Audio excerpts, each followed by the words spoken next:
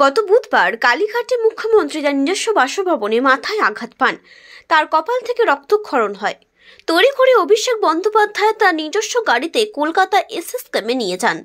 মুখ্যমন্ত্রী আরোগ্য কামনায় দিকে দিকে চলছে তার নামে পূজার্চনা ও প্রার্থনা। শনিবার মেমারি পৌরসভার পক্ষ থেকে মেমারি কালীতলায় মুখ্যমন্ত্রী আরোগ্য কামনায় পুজো দেন পৌরসভার পৌরপ্রধান স্বপন বিষয়ী, উপপৌরপ্রধান সুপ্রিয় সামন্ত, সকল কাউন্সিলর ও দলীয় কর্মী সমর্থকেরা।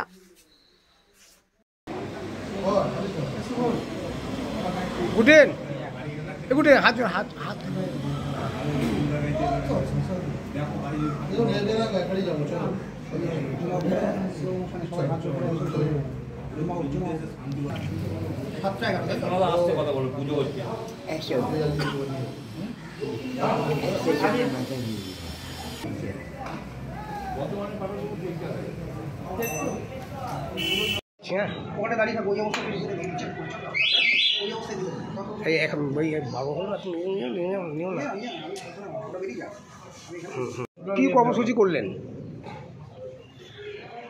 আমরা আজকে মেমারি রক্ষাকালী মায়ের কাছে মেমারি পৌরসভার আমি নিজে উপপৌরপ্রধান, সমস্ত কাউন্সিলরবৃন্দ, মেমারি গ্রামবৃন্দ, ওয়ার্ডের সমস্ত তৃণমূল কংগ্রেসের কর্মীবৃন্দ সবাই মিলে গত পরশু মমতা বন্দ্যোপাধ্যায় তার নিজের বাড়িতে পড়ে গিয়ে যে আহত হয়েছেন তার দ্রুত সুস্থতা এবং মঙ্গল কামনা করার জন্য আমরা মায়ের কাছে পুজো দিয়ে এলাম।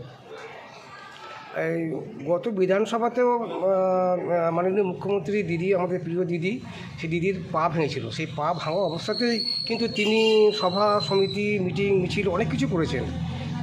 সম্প্রতি একটি সরকারি প্রোগ্রামে একটি অ্যাক্সিডেন্ট হয়েছিল, সেটাও একটু আঘাত হয়েছিল।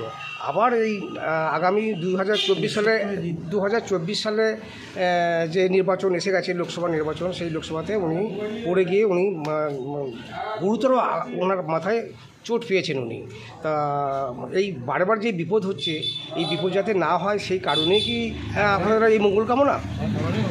একবার ঠিক কথা বল, একবার ঠিক কথা।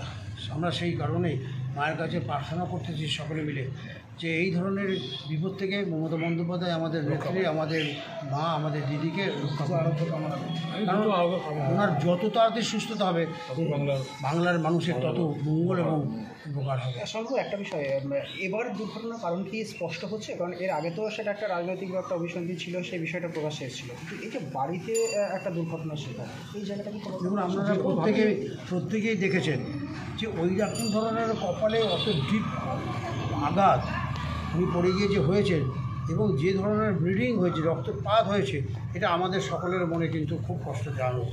প্রাথমিকভাবে যেটা এখন উনি সুস্থতার পথে এগিয়ে চলেছেন, সুস্থ হয়ে উঠছেন, এটাই আমাদের কাছে মঙ্গল এবং মায়ের কাছে আমরা দ্রুত ওনার সুস্থতা কামনা করছি। কিন্তু একটা বিষয় যেটা প্রকাশ্যে আসছে যে এসএসকেএম হাসপাতালে যে মেডিকেল বুলেটিন, সেখানে বলা হচ্ছে যে তাকে পেছন থেকে আঘাত দেওয়া হয়েছে। কাজলী বন্দ্যোপাধ্যায় যিনি রয়েছেন মুখ্যমন্ত্রীর ভাতৃবধূ, তিনিও বলছেন একটা সম্ভাবনা, কিন্তু আবার গতকাল দুপুরের পর থেকে এই স্টেটমেন্টটাকে চেঞ্জ করা হয়েছে। আমরা ওইসব ব্যাপারে যাচ্ছি না। আমরা আমাদের প্রিয় নেত্রী, বাংলার মুখ্যমন্ত্রী আঘাত পেয়েছেন, আমরা তার দ্রুত কামনা করছি। আর এটা তর্ক বিতর্ক কোনো ব্যাপার নয়। এটা তো বিরোধী পক্ষরা সবসময় কামনা করছে তর্ক বিতর্ক। বিরোধিতা বিষয়টা নয়, দুর্ঘটনার কারণটা কেন, এটা